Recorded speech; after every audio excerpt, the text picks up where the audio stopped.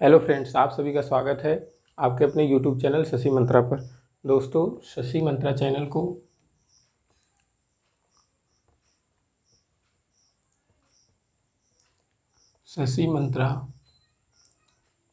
को आप लोग प्लीज़ सब्सक्राइब कर लें, जिससे आप लेटेस्ट नोटिफिकेशन से अपडेट रहें। तो दोस्तों, आज सीरीज 2 है। सीरीज 2 है।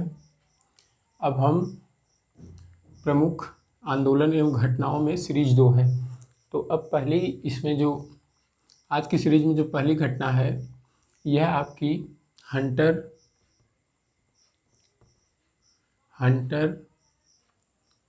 आयोग हंटर आयोग की रिपोर्ट। कल हम जलियांवाला बाग हत्याकांड 13 अप्रैल 1919 को जो हुआ था चेम्सफोर्ड के शासनकाल में, कल हम वहाँ तक थे। अब आज उससे आगे हंटर आयोग की रिपोर्ट, जो हंटर आयोग है उसकी रिपोर्ट। तो यह कब आती है? हंटर आयोग की रिपोर्ट 28 मई 1920 को। कब? 28 मई 1920 को। यह जलियांवाला बाग से संबंधित है।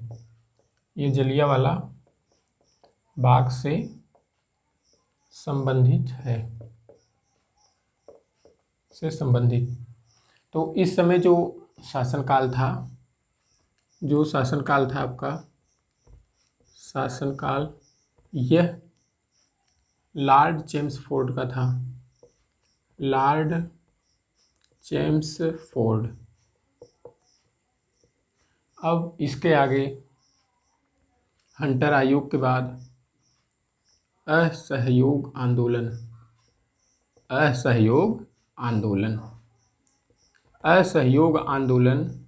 इसका टाइम पीरियड है आपका 1 अगस्त 1920। तो असहयोग आंदोलन का टाइम पीरियड 1 अगस्त 1920। इसको महात्मा गांधी जी द्वारा शुरू किया गया। फिर इसके बाद दोस्तों चौरी चौरा का कांड होता है। चौरी चौरा कांड का जो टाइम पीरियड है, यह आपका 5 फरवरी 1922 है। 5 फरवरी 1922 को जब चौरी चौरा कांड होता है, यह गोरखपुर उत्तर प्रदेश में यह घटना होती है। इसके बाद असहयोग आंदोलन स्थगित हो जाता है। असहयोग आंदोलन स्थगित कर दिया जाता है। स्थगित हुआ। ठीक। तो अब यहाँ पर देखेंगे हम हंटर आयोग की रिपोर्ट। हंटर आयोग की रिपोर्ट जो थी, यह 28 मई 1920 को हंटर आयोग की रिपोर्ट जो है यह प्रकाशित होती है, जो जलियांवाला बाग से संबंधित होती है। 13 अप्रैल 1919 में अमृतसर में जो जलियांवाला बाग हत्याकांड हुआ था, उसकी रिपोर्ट 28 मई 1920 को जो है हंटर आयोग की रिपोर्ट के माध्यम से प्रकाशित होती है। फिर असहयोग आंदोलन महात्मा गांधी जी द्वारा शुरू किया गया आंदोलन था। यह 1 अगस्त 1920 से शुरू हुआ था। फिर असहयोग आंदोलन भी लॉर्ड चेम्सफोर्ड के इस टाइम पीरियड में था, क्योंकि जो लॉर्ड चेम्सफोर्ड था, इसका टाइम पीरियड 1916 से 1921 था। फिर दोस्तों यहाँ पर चौरी चौरा का जो कांड होता है, चौरी चौरा का कांड 5 फरवरी 1922 को होता है। 5 फरवरी 1922 को उत्तर प्रदेश के गोरखपुर जिले में यह जो है होता है। इसके बाद क्या होता है, महात्मा गांधी जी ने असहयोग आंदोलन को स्थगित कर दिया। इस समय जो गवर्नर जनरल थे या जो वायसराय था उस समय शासनकाल जिसका था, तो वह था आपका लॉर्ड रीडिंग। लॉर्ड रीडिंग था। इसका टाइम पीरियड जो था वह 1921 से 1926 था। तो चौरी चौरा कांड 5 फरवरी 1922 को उत्तर प्रदेश के गोरखपुर जिले में होता है, चौरी चौरा नामक स्थान पर। और इसके जो शासनकाल थे यह लॉर्ड रीडिंग थे। लॉर्ड रीडिंग जो है इनका टाइम पीरियड 1921 से 1926 था। अब हम इसके आगे अभी हम लॉर्ड रीडिंग के भी बारे में बात करेंगे। तो इससे पहले जो अभी और आंदोलन या घटनाएं हुई हैं हम उन्हें देख लेते हैं। फिर इसके बाद चौरी चौरा कांड होता है आपका। फिर स्वराज पार्टी की स्थापना। स्वराज पार्टी की स्थापना होती है। कब होती है? 1 जनवरी 1923 को। और मोतीलाल नेहरू एंड चित्तरंजन दास के नेतृत्व में स्वराज पार्टी की स्थापना होती है। फिर इसके बाद HRA की स्थापना होती है। HRA means Hindustan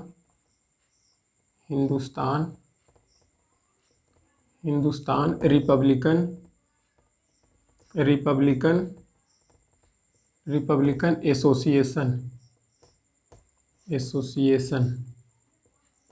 Hindustan Republican association, आप इसे HRA से याद कर सकते हैं। तो यह जो हुआ था यह अक्टूबर 1924 में हुआ था। सचिंद्र सान्याल ने इस आयोग का गठन किया था। फिर इसके बाद दोस्तों यहाँ से हिंदुस्तान रिपब्लिकन के बाद 1924 के बाद आपका जो साइमन कमीशन है, साइमन कमीशन की नियुक्ति जो होती है यह आपकी साइमन कमीशन की नियुक्ति 12 नवंबर 1927 को साइमन कमीशन की नियुक्ति होती है। जॉन साइमन की अध्यक्षता में 7 सदस्यीय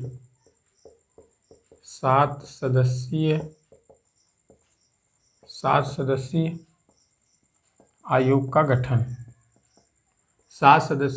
का गठन होता है साइमन कमीशन की नियुक्ति। इसके बाद साइमन कमीशन भारत आता है। साइमन कमीशन का आगमन, यह आगमन आपका कब होता है? 3 फरवरी 1928 को। सबसे पहले कहाँ पहुँचता है? बॉम्बे में। फिर लाला लाजपत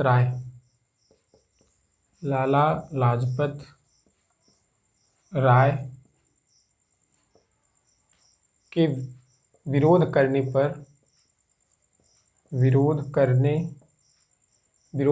पर लाठीचार्ज का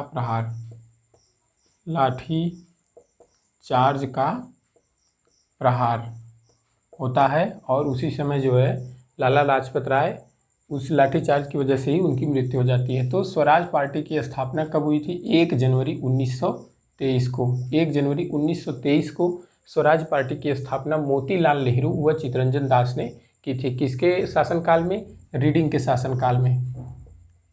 लॉर्ड रीडिंग के शासनकाल में 1921 से 1926 के बीच। फिर हिंदुस्तान रिपब्लिकन एसोसिएशन की स्थापना अक्टूबर 1924 में होती है।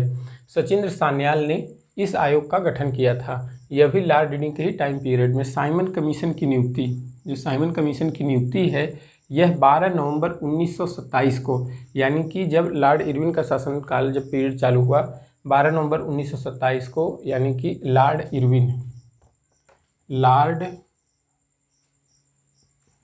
इरविन इसका टाइम पीरियड 1926 से 1931 था। तो साइमन कमीशन की नियुक्ति 12 नवंबर 1927 को जॉन साइमन की अध्यक्षता में 7 सदस्यीय आयोग का गठन हुआ। इसमें कोई भी भारतीय सदस्य नहीं था, सब ब्रिटिश सदस्य थे, इसलिए इसका विरोध हो रहा था। साइमन कमीशन का जो आगमन हुआ वह आपका 3 फरवरी 1928 को सबसे पहले बॉम्बे पहुंचा।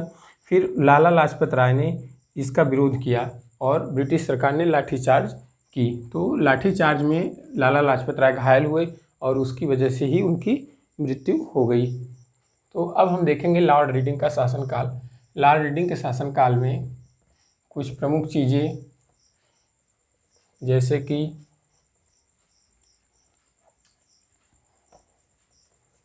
लॉर्ड रीडिंग जो था इसका टाइम पीरियड 1921 से 1926 था। अब लॉर्ड रीडिंग जो था इसके टाइम पीरियड में 1921 में मोपला विद्रोह होता है। मोपला विद्रोह के बारे में आप कमेंट करके हमें बताएंगे। कमेंट सेक्शन में आप मोपला विद्रोह के बारे में आप हमें बताना। फिर लॉर्ड रीडिंग होता है 1921 में, और 1921 में ही प्रिंस ऑफ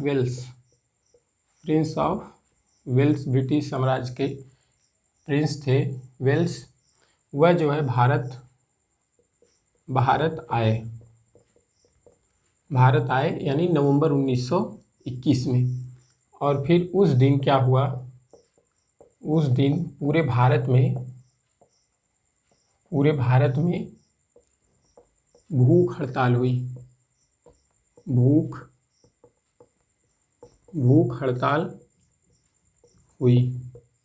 तो लॉर्ड रीडिंग का जो टाइम पीरियड था, इसी के टाइम पीरियड में आपका चौरी चौरा का कांड होता है, स्वराज पार्टी की स्थापना होती है, और फिर 1921 में मोपला विद्रोह होता है। नवंबर 1921 में प्रिंस ऑफ वेल्स भारत आए, उस दिन पूरे भारत में भूख हड़ताल भी हुई। और फिर इसके बाद 1922 में क्या होता है कि 1922 में यूपीएससी की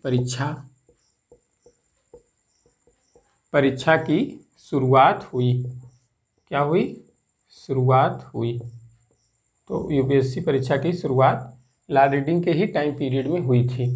फिर 1922 में विश्व भारती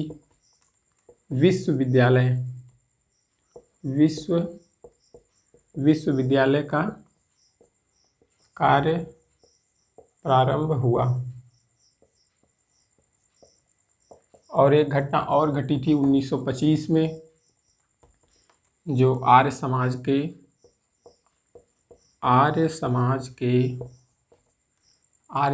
के प्रसिद्ध राष्ट्रवादी नेता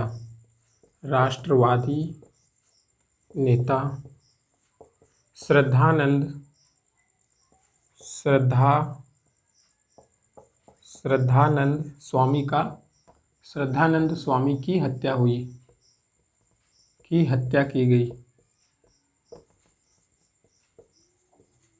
तो फ्रेंड्स, 1921 में मोपला विद्रोह होता है। लॉर्ड रीडिंग के टाइम पीरियड में 1921 में मोपला विद्रोह होता है, और आपको इसका आंसर हमें कमेंट बॉक्स में बताना है कि व्हाट इज मोपला विद्रोह। नवंबर 1921 में लॉर्ड रीडिंग के ही टाइम पीरियड में प्रिंस ऑफ वेल्स जो है भारत आता है, उसका आगमन भारत में होता है, और उस दिन पूरे भारत में भूख हड़ताल होती है। पूरे भारत में भूख हड़ताल की जाती है। कब? नवंबर 1921 में। फिर 1922 में लॉर्ड रीडिंग के ही टाइम पीरियड में यूपीएससी की परीक्षा की शुरुआत सबसे पहली बार होती है, यूपीएससी की 1922 में लॉर्ड रीडिंग के टाइम पीरियड में। फिर दोस्तों यहाँ से 1922 में ही विश्व भारती विश्वविद्यालय का कार्य प्रारंभ होता है। 1925 में आर्य समाज के प्रसिद्ध राष्ट्रवादी नेता थे स्वामी श्रद्धानंद स्वामी जो थे, उनकी हत्या कर दी जाती है। तो 1921 में मोपला विद्रोह, नवंबर 1921 में प्रिंस ऑफ वेल्स भारत आता है और पूरे भारत में भूख हड़ताल होती है। 1922 में यूपीएससी की परीक्षा की शुरुआत हुई। फिर 1922 में ही विश्व भारती विश्वविद्यालय का कार्य प्रारंभ हुआ। 1925 में आर्य समाज के प्रसिद्ध राष्ट्रवादी नेता श्रद्धानंद स्वामी की हत्या की गई।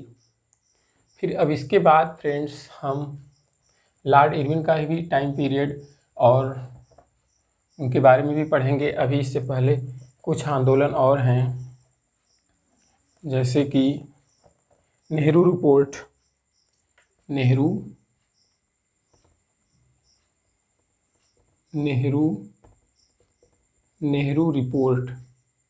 नेहरू रिपोर्ट कब आती है आपकी?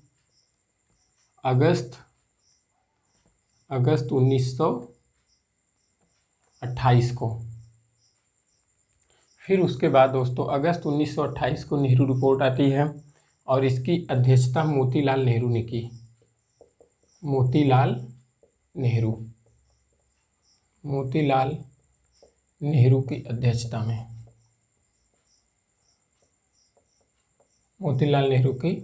अध्यक्षता में, फिर दोस्तों इसके बाद बारदोली का सत्याग्रह, बारदोली का सत्याग्रह कब आता है?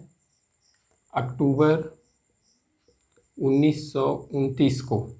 बारदोली का सत्याग्रह अक्टूबर 1929 को सरदार वीबी पटेल यानी सरदार वल्लभ भाई पटेल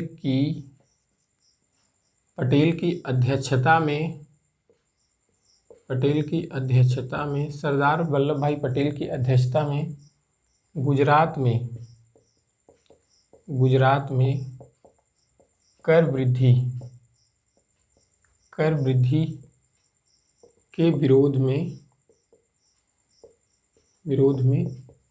हुई और वहीं पर वल्लभ भाई पटेल को सरदार की उपाधि भी बारदोली की महिलाओं ने दी थी।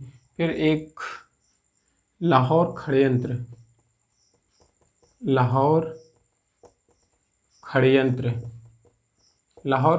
भी दोस्तों आपका यह 8 अप्रैल 1930 को लाहौर षड्यंत्र जो होता है। तो यहाँ पर दोस्तों 1930 नहीं होगा, 1931। फिर लाहौर षड्यंत्र जो था दोस्तों, यह भगत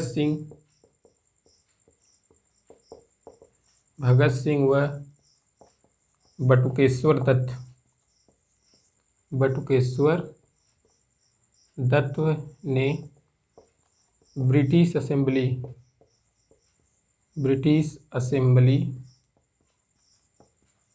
असेंबली में बम फेंका था।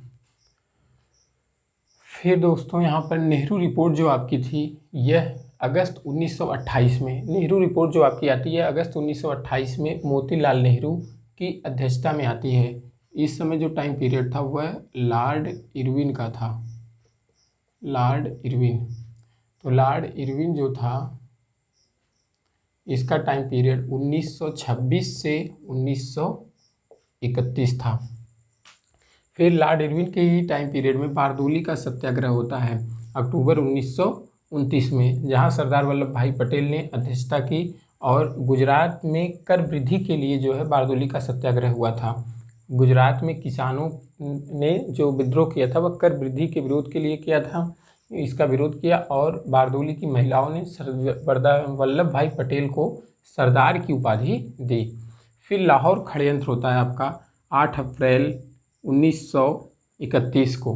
तो लाहौर षड्यंत्र आपका 8 अप्रैल 1931 को होता है। भगत सिंह व बटुकेश्वर दत्त ने ब्रिटिश असेंबली पर क्या किया था? बम फेंका था।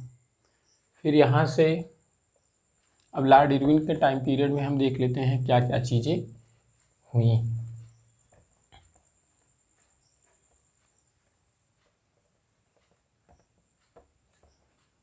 लाहौर षड्यंत्र के बाद आपका लॉर्ड इरविन जो था यह आपका 1928 को जब यह साइमन कमीशन भारत पहुंचा, फिर 1929 में क्या होता है, लाहौर अधिवेशन होता है।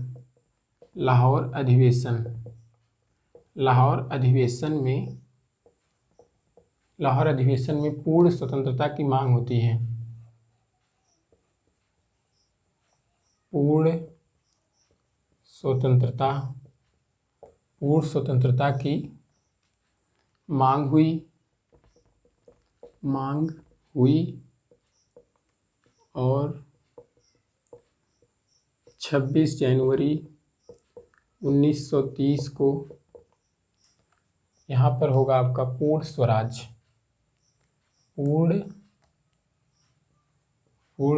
की मांग हुई। और 26 जनवरी 1930 को स्वतंत्रता दिवस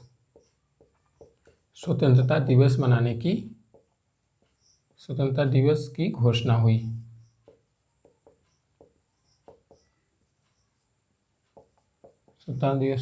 हुई। फिर 6 अप्रैल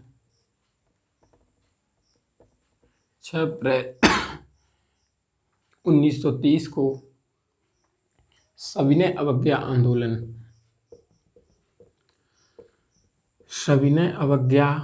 आंदोलन होता है। सविनय अवज्ञा आंदोलन 6 अप्रैल 1930 को होता है। फिर महात्मा गांधी को क्या किया जाता है, 6 अप्रैल के बाद 5 मई 1930 को गिरफ्तार कर लिया जाता है। गिरफ्तारी हो जाती है। और फिर 25 जनवरी 1930 को रिहा कर दिया जाता है। रिहा कर दिया जाता है। 4 मार्च 1931 को 4 मार्च 1931 को क्या होता है कि गांधी इरविन समझौता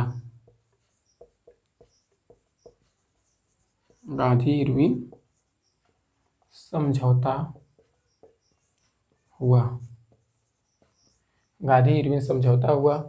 जिसके बाद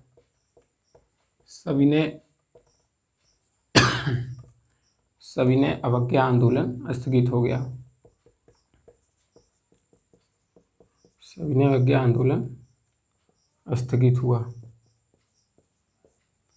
स्थगित हुआ। तो सबसे पहले आप दोस्तों एक बार इसे पढ़िए 1 मिनट।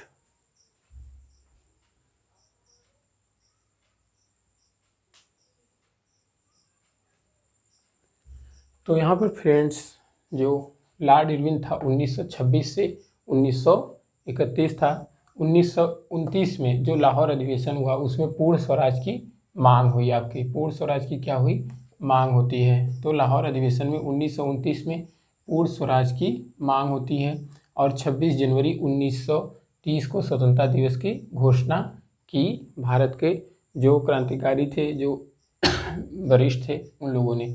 फिर 6 अप्रैल 1930 को सविनय अवज्ञा आंदोलन महात्मा गांधी द्वारा शुरू किया गया और 5 मई 1930 को लॉर्ड इरविन ने उनकी गिरफ्तारी करवा ली। फिर 25 जनवरी 1930 को महात्मा गांधी को बिना किसी शर्त के क्या किया, रिहा कर दिया महात्मा गांधी को। फिर गांधी और इरविन के बीच 4 मार्च 1931 को एक समझौता हुआ, गांधी इरविन समझौता जिसे जाना जाता है, जिसके बाद सविनय अवज्ञा आंदोलन को स्थगित कर दिया गया। फिर दोस्तों जो लाहौर षड्यंत्र था, लाहौर षड्यंत्र लाहौर षड्यंत्र जो था यह आपका 1929 8 अप्रैल 1929 को भगत सिंह व बटुकेश्वर दत्त ने की थी। वहाँ पे 1931 हो गया है।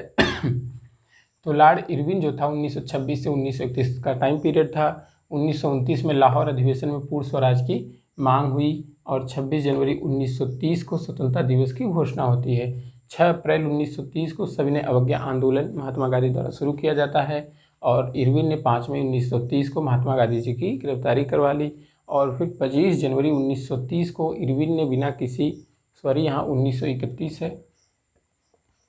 25 जनवरी 1931 को गांधी जी को बिना किसी परमिशन के मतलब बिना किसी शर्त के उनको रिहा कर दिया।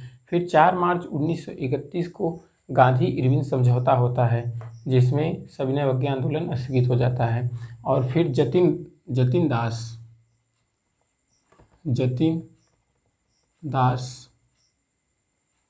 दास ने 13 अप्रैल 1929 से 13 जुलाई 1929 से 13